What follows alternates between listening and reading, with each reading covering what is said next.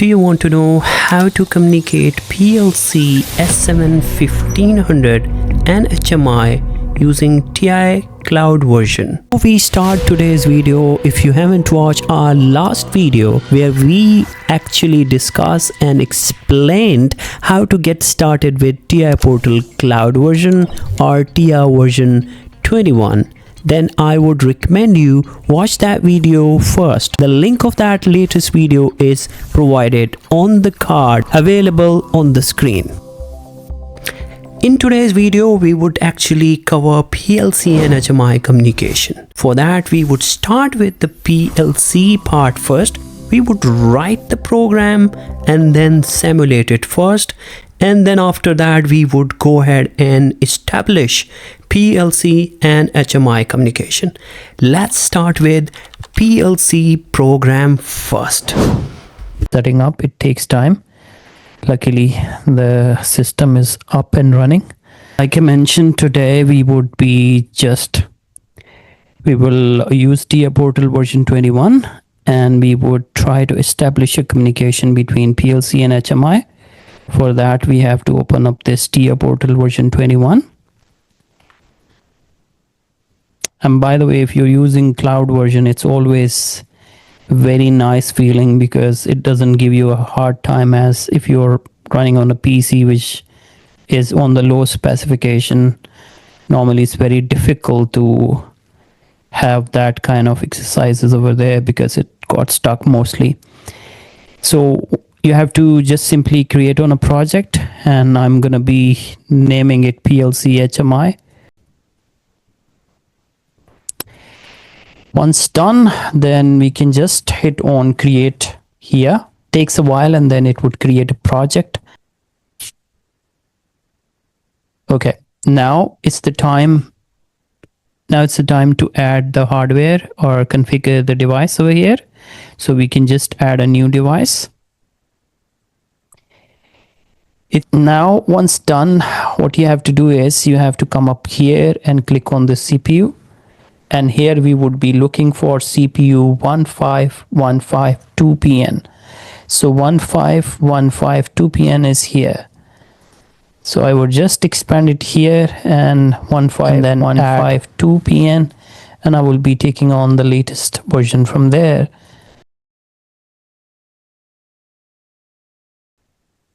Today I was talking about it like this is very handy and it doesn't give you that much pain. Now I can see that the difference is there. So maybe there is a quite good load right now on this Siemens portal. So what exactly we need to do over here is we have to just select, uncheck this one and then click on next and then unchecked, because like I said in the previous session, we are not looking into the ideal cybersecurity implementation in this one, because right now this is just a PLC and HMI simulation test. But on actual site, when you are going to go and do that, you got to seriously look into that you have to check all these options properly. So it's important to check it when you're doing it on the real implementation. Here you go to just disable this one, select OK, and then click on next. User management, don't change anything. Next, next, next, next, and then finish. Now you can see the CPU 15152PN is added. You go to click here and get into the program. Here, what is important before writing the program itself, you can go ahead and get into the default table. Here you can just add few addresses over here. So what exactly, for instance, we can just say that in one, so that is input 1, and then this is a Boolean type, and you can say that here out. This is also Boolean, but it's not an input. Here it's I0.0, that means the first input. Here it would be Q0.0, so I got to select this as a 0 here, and then this would become 0. So Q0.0 and I0.0. Now go back to the program. We keep the things very simple. So here, like I said, We already sort of created 2 tags in. So I have selected one input. With that input, when somebody press the input, you go to see the output right away. It's just like a light. You got a light push button over there, and when you press it, you got a light on, and the moment you turn it off, it's off. So this is the simple program. After that, you can just simply save it and go back here, start the simulation. Because we would first test the simulation and then try to establish the HMI communication. Okay. It takes a while, and then you can see after some time, CPU would appear here. You can see that's coming up. We go to wait till the time it's up and running. Okay, now after that, what you go to do here, you get to search, let's see, and load and connect. Once you do that, you would see this would turn screen. Forget about it. It's not something that we are going to be using. So in fact, this is the CPU instance that we are going to use. So you can see that it's in running mode and it's in good shape. So let's try to just simply play around here and see whether it's really working. So in order to do that, go online, turn on these class assign, and just try to modify the value to 1. Good. Try to test it back to 0. So when you modify it to 0, you can see the output is gone. So that's how you just write a simple basic program. Now it's our task to just get that data from a PLC to an HMI. So like you know that we have created a CPU 115152, and now we are just going to add another HMI, and in that HMI we would just try to establish a communication. So go offline, come back here, and then you go ahead and click on add new device. In HMI, you go to just select comfort panels. In the comfort panel, you go to select this comfort panel and click OK. It's a basic panel, but the whole purpose is just to understand how we can establish a communication. So once you can establish a communication, then you can just pull out all the data from a PLC to HMI, which is normally needed when you're doing the control job. Now once we click on that, it takes a while actually. So after that, you can just simply click on next, next, next, and finish. We're not going to be designing so much in this session. Like we would not try to make this HMI look like very nice one.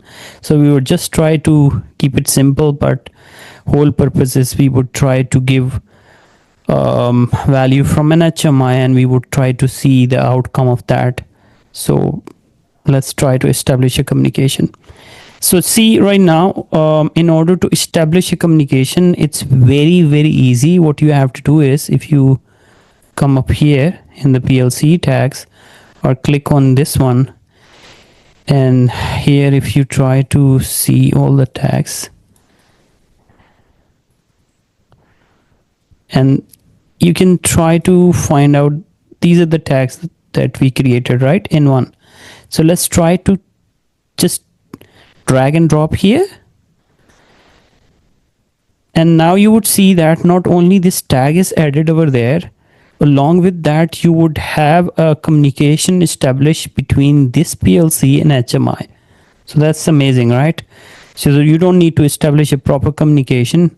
Actually, just when you add the tag here directly from a PLC tags to the HMI, your HMI to PLC communication is going to be established.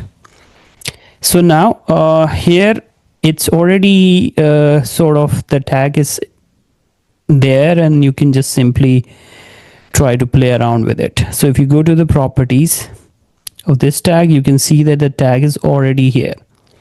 So let's try to just play around and run this program here. So what we can do, start simulation, click OK, and now it's gonna run the HMI here. So once the HMI is run in the runtime, and HMI is in runtime, we can go back to the program, try to turn it online, and try to go online, and then click on this classes sign. You can see that everything is online. Now what exactly we will try to do here, we would try to give a value from this HMI and see if it is reflecting over there. So if I give 1, you can see that the 1 is going up here from HMI to this program itself. So when you change this value, this is actually N1 value here. So if you change it to 0, you would see 0 here, and it would turn off your output. And you can see that even the input is gone here. So if you just try to hit back again 1 and enter, you can see that the communication is established.